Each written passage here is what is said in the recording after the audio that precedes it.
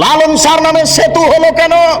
কুষ্টিয়ার পাকশি সেতু হবে, আমার টাকাও সেখানে আছে। লালন শাহ আবার কে? হিন্দু কি মুসলমান আমি নিজেই জানি না। তার নামে আমার সেতু হবে মানে কারো বাপের টাকা নাকি? এটা আমার টাকা, নিজের বাপের টাকা দান করে লালন শাহ সেতু করতে হবে। সাবধান থাকুন, এই বাদশাহ শাহজাহান টাকার জবাব দিতে হবে। স্ত্রী মারা গেছে, কবর দিয়ে রেখে আসেন বেটা। 8 কোটি টাকা দিয়ে স্ত্রীর কবর মানান মানে 20,000 লোক 22 বছর কাজ করে। কি দেখাতে চাচ্ছেন আপনি? ভাবছেন কি কয়দিন সময়? সেই দিন আর বেশি দেরি নেই, যেই দিন অক্ষরে অক্ষরে বুঝাতে হবে টাকা কার, এসব টাকা কার। আশ্চর্য, কেন হবে ব্যক্তির নামে বিমানবন্দর? কেন হবে ব্যক্তির নামে সেতু? কেন হবে এসব অন্যায় যেখানে সেখানে? এত ছবি মূর্তি রাস্তাঘাটে কেন হবে? আমি মূর্তি গড়তে আসিনি, আমি মূর্তি ভাঙতে এসেছি। আমি মুসলিম চির রণবীর, আমি মরণকে করি না ভয়।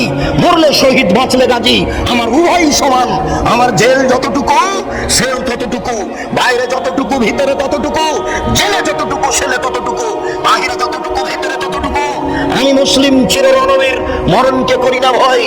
আমি মাথায় করে মূর্তি রাস্তায় নিয়ে যেতে পারি না। তুমি কাপুরুষ, তুমি কাপুরুষের বাচ্চা। তোমার শরীরে পুজ আছে, তোমার শরীরে পুজ আছে, তোমার শরীরে রক্ত নেই। তোমার শরীরে যদি রক্ত থাকতো তাহলে এটা মুসলিম রক্ত, এটা হচ্ছে মুসলিম গোশত, এটা মুসলিম রক্ত, এটা মুসলিম গোশত, এটা হচ্ছে ইব্রাহিমের রক্ত। ইব্রাহিম আলাইহিস সালাম লাঠি মেরে ছবি মূর্তি ভেঙে চৌচির করেছেন। আমার নবী মুহাম্মদ সাল্লাল্লাহু আলাইহি ওয়াসাল্লাম লাঠি হাতে করে কাবা ঘরে ঢুকলেন, ঢুকে বলছেন জাল হক এসেছে সত্য, ওয়াজাহাকাল বাতিল চলে গেছে মিথ্যা। ইন্নাল বাতিলা নিশ্চয় মিথ্যা, কানা যাহুকা চিরদিন মিথ্যা।